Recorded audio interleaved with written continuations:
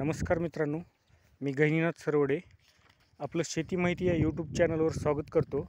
आपण या यूट्यूब चॅनलवर शेतीविषयक माहिती घेतो। आज आपण सोयाबीनच्या पहिल्या फवारणीबद्दल माहिती देणार आहोत। शेतकरी मित्रांनो, आपल्याकडे सोयाबीनची मोठ्या प्रमाणात पेरणी झालेली आहे। आता पिके पण आपले 20-25 दिवसाचे झालेत, म्हणजेच आपल्याला आता पहिल्या फवारणीचं कोडं पडलेलं आहे। आता आपल्याला पहिली फवारणी करायची म्हणजे आपल्या सोयाबीनची फूट व्हावी, चांगली वाढ व्हावी, यासाठी आपण पहिली फवारणी करणार आहोत। त्याच्यामध्ये चक्री भुंगा, खोडाळी याचा पण नायनाट झाला पाहिजे। त्यासाठी शेतकरी मित्रांनो, आपल्याला 15 ते 20 लिटरचा फवारणीचा पंप असतो। त्यासाठी आपल्याला औषध घ्यायचे सिजेंटा कंपनीचं अलिका, हे खास करून खोडाळी आणि चक्री भुंगा यासाठी वापरण्यात येते। जर खोडाळीचं आपल्याला लवकर समजत नाही, 70-80 दिवसाचं पीक झाल्याच्या नंतरच आपल्याला खोडाळीचं झाली का नाही कळते। आत्ता पण जर खोडाळी चेक करायची झाली तर सुरुवातीची जी खालची 2 पानं सोयाबीनची निघालेली असतात, ती दोन्ही पानं एकदम असं वाळल्यासारखे होतात बघा।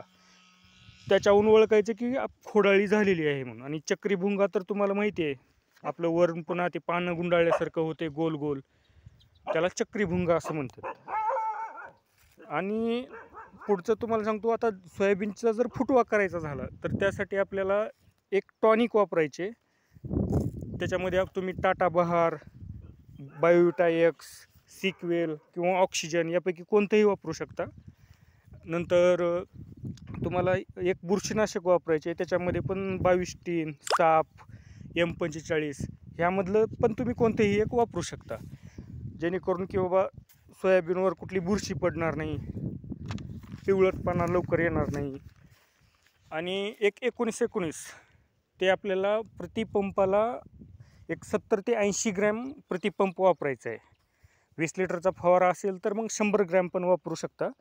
त्याच्यामुळे वाढ होण्यास मदत होते, फुटवा होतो। आणि जर तुम्हाला अलिका वापरायचं नसेल तर तुम्ही मग प्रोफेनोफॉस हे सुद्धा वापरू शकता। त्याच्यामध्ये 50% कंटेंट राहावं, जेणेकरून ते पण औषध एकदम चांगलं आहे। आणि टॉनिक तुम्हाला आताच लवकर वापरायचे। जर वेळेस आपण टॉनिक फुलाच्या अवस्थेत वापरतो, पण कसं आहे, टॉनिक थोडं लवकर वापरलेलंच बरं असते, कारण त्या टॉनिकमुळं पिकाला फुटवा होण्यास चांगली मदत होते, झाड सशक्त बनतं।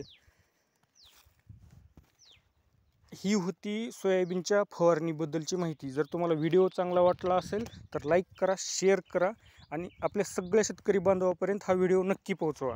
धन्यवाद।